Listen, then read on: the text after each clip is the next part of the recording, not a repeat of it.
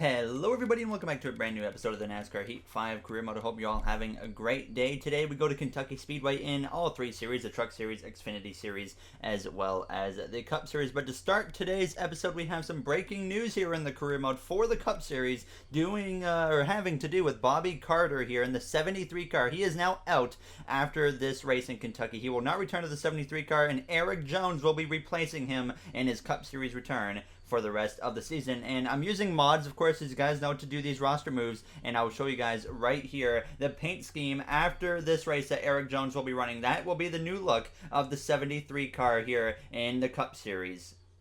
A huge thanks to Renato Cardoso for helping me here with the modding now, as well as he's seen this episode. Owen issues an apology. Gary Owen was under fire after doing burnouts over the bricks after his first career win. I said, I apologize to the fans for the burnout over the bricks. It was my first win. I really wasn't thinking about it now. So that's pretty much what we have going on in this episode now, as we cut through here into the Truck Series with Erik Jones, who will return to the Cup Series in the next episode here of the NASCAR Heat 5 Career Mode at New Hampshire Motor Speedway. So looking forward to seeing Erik back in a car. Obviously, it's not going to be a great car. There is more plans coming through with that car in the coming episodes that you'll see kind of come out in the news, but nothing to announce quite yet.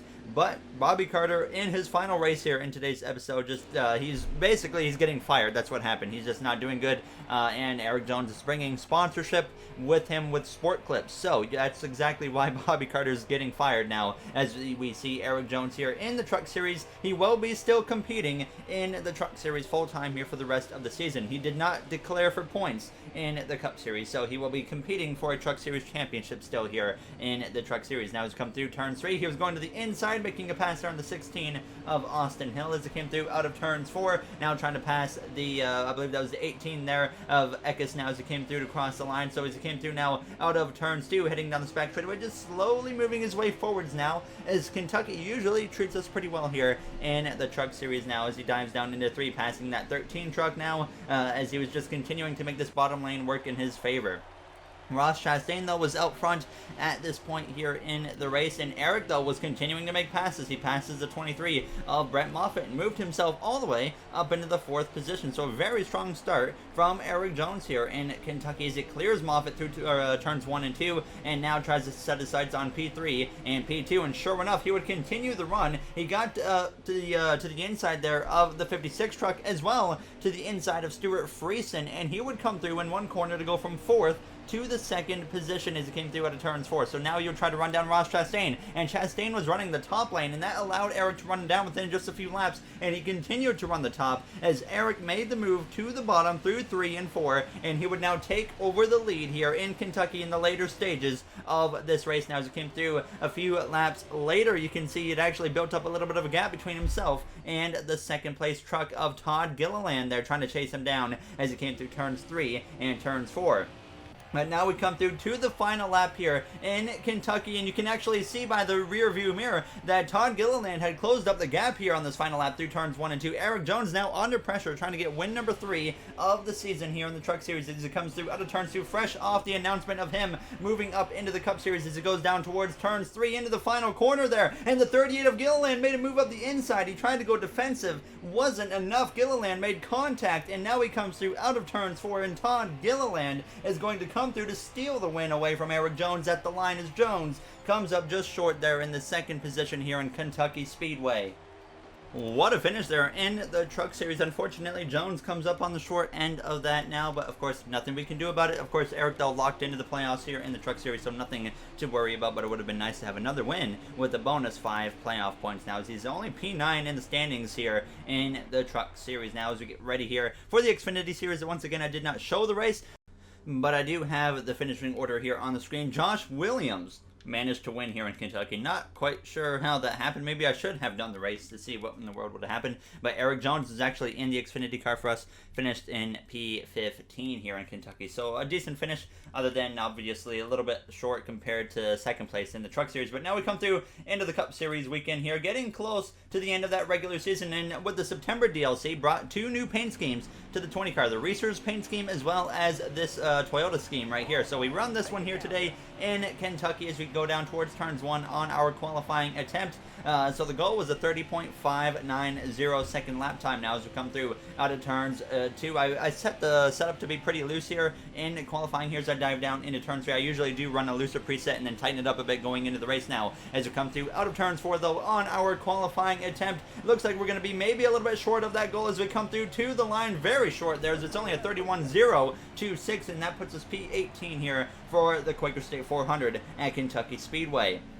So definitely some work to do going into this race. Bobby Carter in his final race here before getting let go starts P25. Joey Gase down there at the very bottom now is Jimmy Johnson down at P27. Not very good for him, unfortunately, now, as well as you see here up in the top 10. We got Bowman Byron up there in third. Chase Elliott, though, on the pole, who continues to creep his way up towards the playoff position after that rough start to the season here. As we got Kentucky there in the background on Microsoft Flight Sim. As you see the playoff standings coming into this race, we are now locked into the playoffs. Harvick over 200 points to the good. He is not going to have a problem making the playoffs. But now Cole Custer has been moved down to P17 outside, 11 points out. Tyler Reddick down there in 20th. 25 out now as we get ready to go green for the Quaker State 400 at Kentucky Speedway.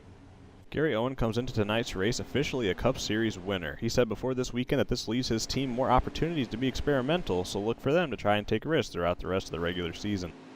Alright guys, we finally got that dub. Let's go try to get another one here tonight. We can take some risks for sure now at this point, so let's go for it.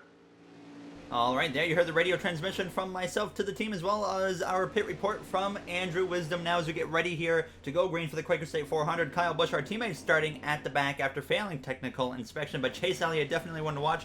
Dominant all weekend, starts on pole here in Kentucky, so he's definitely going to be hard to beat. Looking for win number 1 on the season as he still finds himself out of the playoffs, but he could change it tonight as the green flag is out here and we are underway at Kentucky Speedway. Now as you see that, a little bit of a lighting change now as there's still that kind of like glitch and whatnot here in this game with the replay mode as we dive down into turns 1, but William Byron joined Chase Elliott there on the front row after Kyle Busch got sent to the back of the field. So William Byron, another driver right now, finds himself in the playoffs. 3 of the 4 Hendrick drivers right now are in the playoffs here in the Cup Series, but not a single Hendrick driver has won a race this season, surprisingly, here as we come through turns 3 and 4. Down on that apron there I was for a moment as we exit turns 4 side by side with Matt Kenseth here as we come through to the line. One thing I noticed right off the bat, we were definitely going to have a rough time. The car just did not feel good, at least here at the start of this race here as we dive down into turns 1 and 2, trying to get up the inside of the 17 there of Chris Buescher, but definitely was not happy with the way the car was handling very early on in this race. Right there behind the 36, though, of David Reagan as we dive down into turn 3. Ryan Newman's actually going to get to my outside here as we're going to maybe go 4 wide there on the exit of turns 4 for a brief moment now with Kenseth was on my outside. Newman was trying to get there as well as we come through down this front stretch. Kenseth, of course, on the far outside as we dive down into turns 1 as I get up behind this 3 wide battle here between Kenseth, Bell, and Reagan, but I'm going to the top and it does not work. Newman, he drives right by me, and then Bobby Carter is even going to get to my inside as well as Clint Boyer drove by me. Is now we're 3 wide in the middle between Reagan and Bobby Carter here in his final race in that 73 car before he does indeed get let go by that team for Eric Jones as we get ready for that next episode in New Hampshire where you will see the return of Eric Jones. But I would dive back up the inside of Bobby Carter down into turns 3 now on lap 4 into 3. We get on the apron and too much apron now as we're going to go spinning here through turns 3 and 4. Jimmy Johnson collected as well and Daniel Suarez who gets into the right front of me now as the caution is going to come out here in Kentucky. The first time I think this season that I've actually spun out from the apron there, as that was just a mistake on my part, not liking how the handling of this car is, and just I made a mistake. Sorry guys, we need some major adjustments though for this restart. I just cannot drive this thing the way it is. There you heard the radio transmission as well as you saw the adjustments being made on the car, so I decided to actually loosen up the car, and that might be the wrong way to go in the long run, but we'll see how it plays out now as the green flag is back out and we are underway here in Kentucky. So definitely not what we were looking for to start this race here at this 1.5-mile track now as we dive down towards turns 1, but obviously coming fresh off of our first win in the Brickyard 400 at Indianapolis now, and obviously this is not the race right after our first win that we were looking for. But of course, we still got plenty of time to work our way back forwards. But based off those first few laps, there was definitely a cause for concern here as we dive down into turn 3. Chase Elliott leads over now second place, which belongs to his other teammate, which was William Byron at the start, but now is Alex Bowen in that 88 car as we exit turns 4, heading down this front straightaway. Already making up a few positions here as we cross the line up to now P36. We only have 11 laps to go now in stage 1 as we dive down into turns 1. Then I would get to the inside of Chad Fincham, the Daytona 500 winner from the season, as we go down this backstretch, trying to just continue to make our way forwards. And sure enough, we climb into the top 30, passing Matt DiBenedetto, who's having a terrible run, as he is certainly in jeopardy of now losing kind of a chance to get into that playoff grid without a win now as we come through down out of turns 4. A little bit of contact there with the 00 of Quinn Hoff as we come through down this front stretch, but now up inside the top 25, but only 5 laps to go here in stage 1. At this point, I passed John Hunter Nemechek, but then the handling starts going away on this car. As you can see, I'm starting to slip and slide, and we end up giving a position there to the 38 of John Hunter Nemechek. Now there's a bit of a voice crack, I noticed, as we dive down into turns 3, just in front of the 00 of Quinn Hoff. But I try to fight back up the inside, and we lose the grip again, and then the grip just continues to fall off as we come through out of turns 2 here, losing it even more on the exit of turns 2. Quinn Hoff passes me back, and now we're down to P25, coming to the white flag now in stage 1. So just struggling so much, as you see there, as we go down this backstretch, only up to P25 with fresher tires here in stage 1. Chase Elliott had already come through to win the first stage, but clearly a major cause for concern on our side now as we exit turns 4, P25 in stage 1. Hands down, so far in the career mode, this is the worst car I've driven. It was terrible, and I just didn't know what to do at this point because it felt a little too tight on the short run, and it felt way too loose on the long run. Of course, though, I'm going to tighten it up because I anticipate, of course, longer runs here in the rest of this race. Oh boy, guys, I think we're in a lot of trouble here. So there you hear the radio transmission from myself, not sounding very confident. You can probably hear the concern now as we did gain one spot, though, on the pit lane to get ready to go green here from P24 for the start of the second stage, which is now underway. Chase Elliott out front here after winning stage 1, a playoff point to his name now as we are underway here with 17 laps remaining in this second stage. Matt Kenseth just in front of myself. Kenseth was comfortably inside the top 10 a handful of races ago in the playoff grid, and now he finds himself down in the bottom part of the playoff grid as he's had some rough races, and it continues here, running outside the top 20 as we go down this backstretch. So Matt Kenseth's playoffs hopes very well could be in jeopardy here if he continues on this run here towards the end of the regular season as we come through turn 3. There you see Bobby Carter just behind us as we exit turn 4. Tyler Reddick there trying to get to my left rear quarter panel, but could not quite make it happen here as we come down this front straightaway. Now on the outside of the 32, in between him actually, and the 42 of Kenseth as we dive down into turns 1. A little bit of contact though with the 32 of LaJoy, and now we move up the track a little bit here as we exit turns 2. So losing some ground because of that contact with that 32 car as we go down this backstretch side by side with Tyler Reddick, who decided, you know what, I'm just going to fade in behind him and get down to the inside. And we came through now on lap 5. We had worked our way back up to P23 as we came through turn 3 up the inside of the 10 of Almirola, who's had a very subpar season. Not good shape for him, but he still finds himself actually inside the playoffs here as we come through down this front straightaway. But I feel like I'm never even seeing Eric Almirola in this game here as we dive down into turns 1, passing him, and as well trying to get to the inside of Quinn Hoff as we exit turns 2. And we would get past Quinn Hoff as well and get up to P21, but then already on lap 8 here in the stage, I get in the wall because I'm chasing the car up the track because the grip is once again going away here in the car as we come through turn 3. Keselowski, though, had now taken the lead from Chase Elliott at this point here as we come through out of turns 4. So just doing everything I can at this point to hang on to this car, but realizing we are in so much trouble now as we come through now on the exit of turn 2. On lap 9, we lose now a spot to Quinn Hoff. Drop back down to P25, trying to get back up the inside of him as we went down into turn 3, though. Now on lap 10, Chase Elliott had retaken the lead from Brad Keselowski, showing the true strength in that car. Now as we came through out of turns 4, very loose again there with Quinn Hoff as we, though, still hang on to P24, but I'm just hanging on for dear life as you see the 38 of Nemechek passes me now as we drop again down to P25 and out of turns 2 now on lap 15. You see the major slide there, a big save, hanging on now with 2 laps to go in stage 2. Elliott still out front now as we come through out of turns 2. Once again the car gets sideways, but this time we go overcorrect and into the outside wall. We go right side damage now as the caution comes out and ends stage 2 early. Of course, the caution being for myself, but quite a bit of damage on the right front of the car. We're gonna have to get that fixed, and of course we're gonna have to go probably to the back of the field after that one. I really don't know what to say at this point, guys. This is easily the worst car I've ever driven.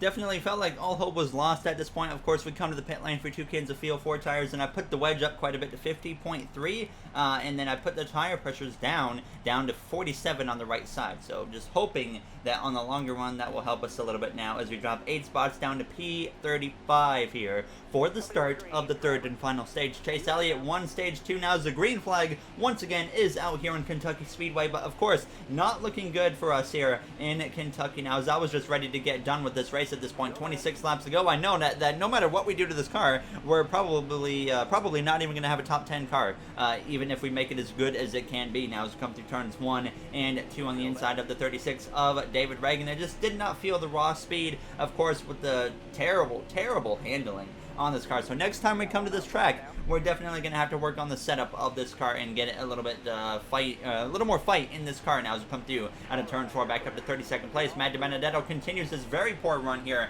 in Kentucky. So, I mean, we're not the only one having a terrible run. Of course, you see DiBenedetto just not doing anything either as we dive down into this first corner behind him and the 13 of Ty Dillon as well.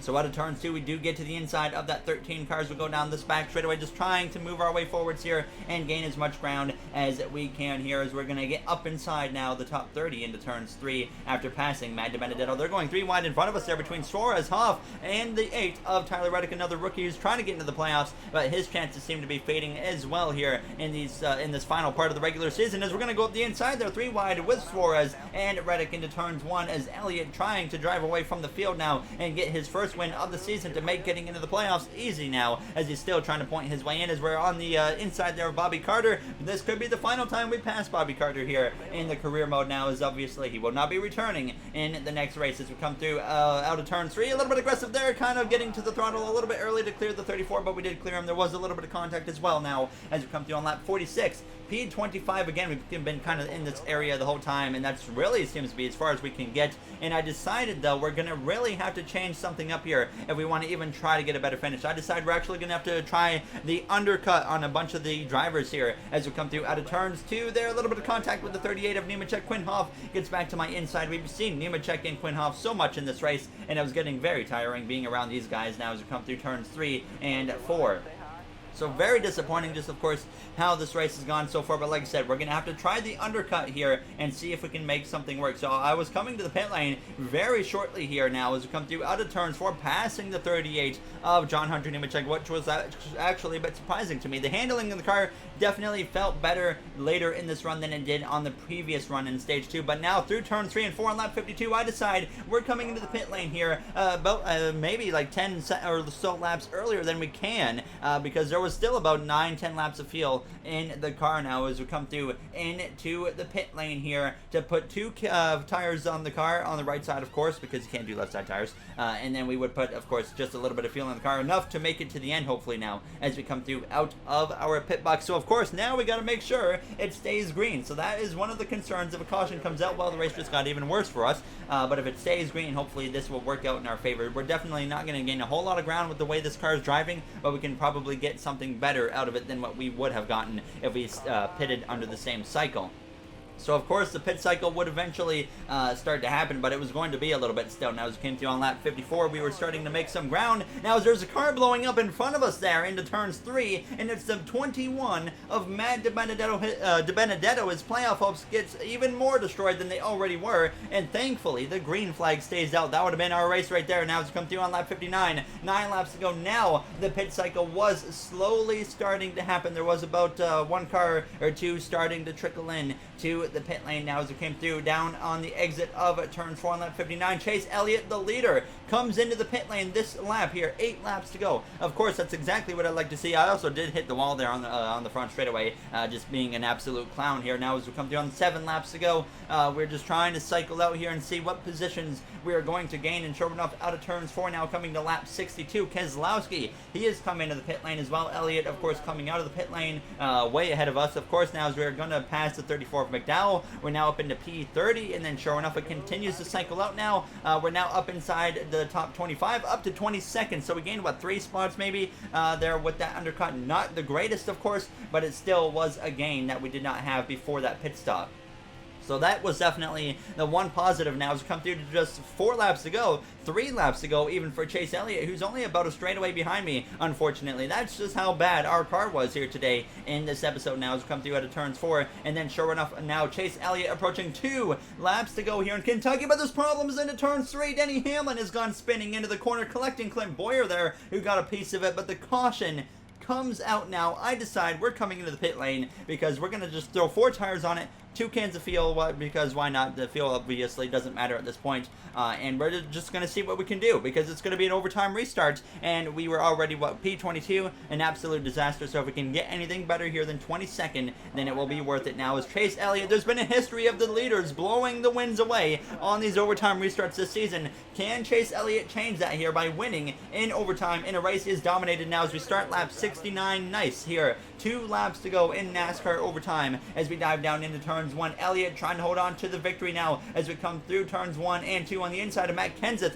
here as we also get to the inside of the 24 of William Byron, who's fallen down quite a bit here in the order today after starting on the front row earlier in this race. As we dive down into turns 3, Chase Elliott has gone to the outside, leaving the door open for Brad Keselowski now as we come through out of turns 4. Keselowski just got win number 1 of the season back in the first race of the Pocono doubleheader here as we come through, crossing the line, starting the final lap now up to P21. We're already made a gain, so it's definitely worth it here as we dive down into turns 1. Elliott has given away the lead to Brad Keselowski. I said at the start of the restart, will Elliott kind of end that little history of the leaders blowing the win away on the restarts? And it does not look like it's going to happen because he's still side by side with Keselowski through 3 and 4. Custer sideways due to myself making contact with him out of turns 4, but Chase Elliott blows the win away. Keselowski wins in Kentucky in overtime. We come through to the line to finish just behind the 14 of Clint Boyer to get P17 here in Kentucky. There was contact with Cole Custer there going into 3, so he lost a good chunk of ground there as he finishes down in the lower part of the 20s. So that was unfortunate.